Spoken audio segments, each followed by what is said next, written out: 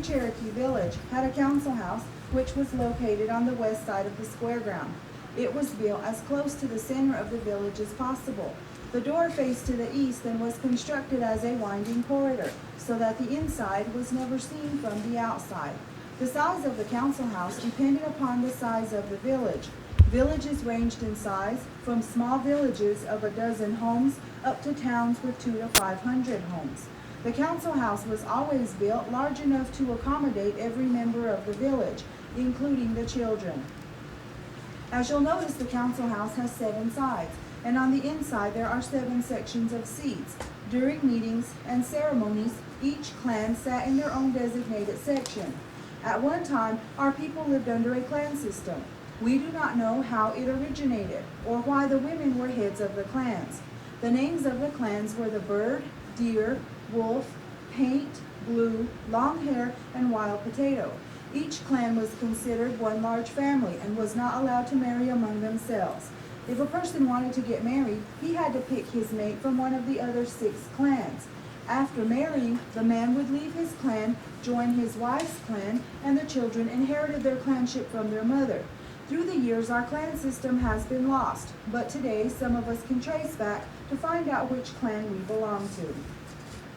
The fireplace in the center of the room is where a fire was kept burning year-round.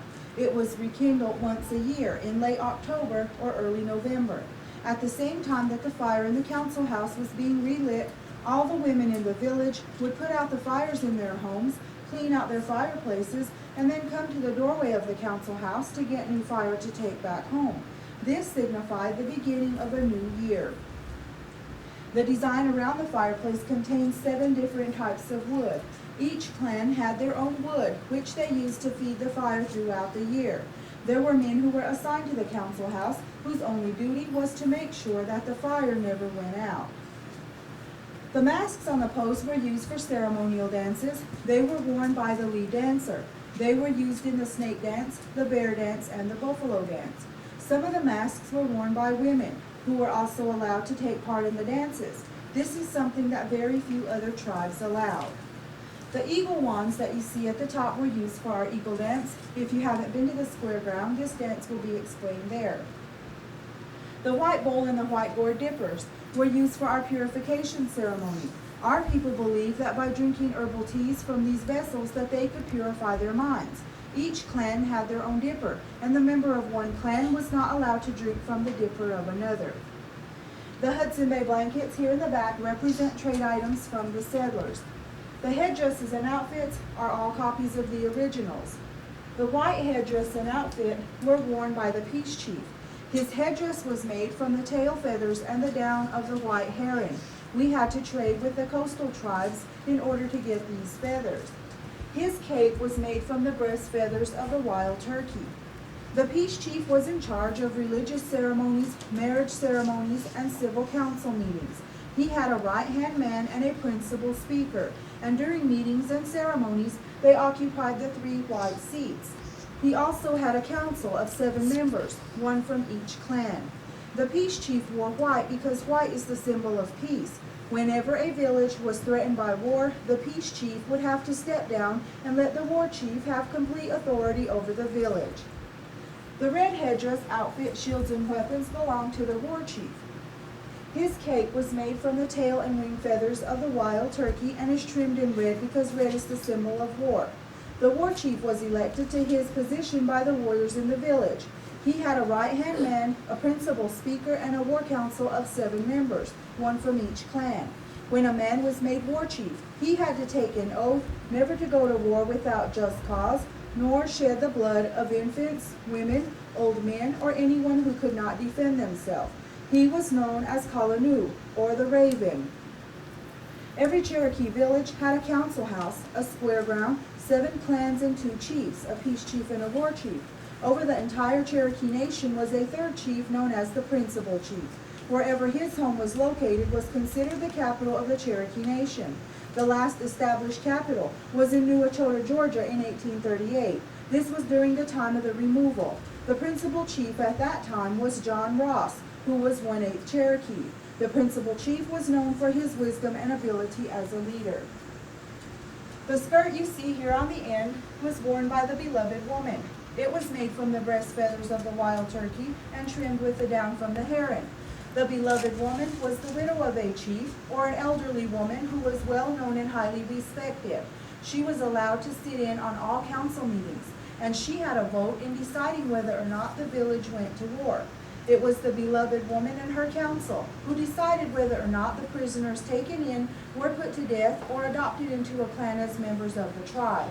She had a council of 7 members, one from each clan, and they were all elderly women. They were known as the beloved women or the war women. Women were allowed in the council house for religious ceremonies, marriage ceremonies, and war council meetings. The peace chief's wife attended most civil meetings. This was because if he was to die with no successor, she would have to sit in his place until another chief was chosen. The yellow headdress and outfit were worn by the peace chief during his initiation ceremony. When a peace chief died, his position never passed from father to son as it did in most tribes. Instead, his position went to his oldest sister's oldest son. This was to keep it in the same clan for as long as possible. If the sister had no son, then the right-hand man and the counselors of the dead chief would decide who the next chief would be. The cape here on the end was made from foxhide and was worn by scouts during times of war. The scouts would warn the village if an enemy was anywhere in the area by making the sound of a bird or an animal which they represented. In 1838, the federal government forced our people to leave their homes here in the east and move to the west. This is known to us and in history as the removal or the Trail of Tears. 17,000 people started on this journey, and almost 5,000 of them died due to the lack of food, clothing, shelter, and mistreatment from the soldiers. Today, our population is about 13,000. The people living here are the descendants of those who refused to leave their homes and fled to the mountains to hide. We are known as the Eastern Band of Cherokee Indians. The descendants of those that went on the removal live in Oklahoma. They're known as the Western Cherokee, and they are considered a completely separate tribe from us today. Their population is much larger than ours. At one time, our people owned what are parts of today 8 states. They are the 2 Carolinas, the 2 Virginias, Georgia, Kentucky, Alabama, and Tennessee. Today, our land covers 56,573 acres and is scattered over 4 counties. It is known to us as the Paula boundary. This land had to be purchased back from the state of North Carolina, and this was done with the help of Will Thomas, who was the white adopted son of Drowning Bear. In 1924, we became citizens of the United States, and at that time, placed our land in trust with the federal government. This means that we are not allowed to sell our land to any outsiders. We may buy and sell the land among ourselves, and outsiders may lease the land for up to 25 years at a time. When the missionaries came and brought their Bibles, they found that the Cherokees believed in only one supreme being. Because of this belief, we were easily converted to Christianity. Today, the predominant religion is the Southern Missionary Baptist, but we do have churches of other denominations.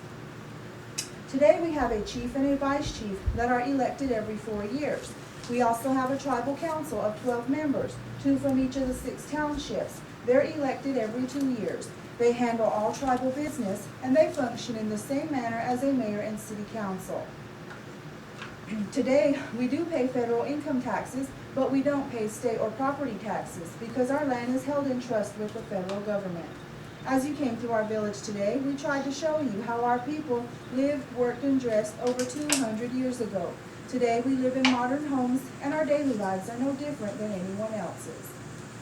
This will complete my part of your tour. If you haven't been to the square ground, this will be your next stop. Just follow this path right here and have a seat under one of the shelters. Your next guide will be with you in a few minutes. If you've already been to the square ground, this will complete your tour through our village, but you're welcome to stay as long as you like. If you're leaving, just follow the exit signs and it'll lead you out to the parking lot. Thanks for your attention and have a nice day.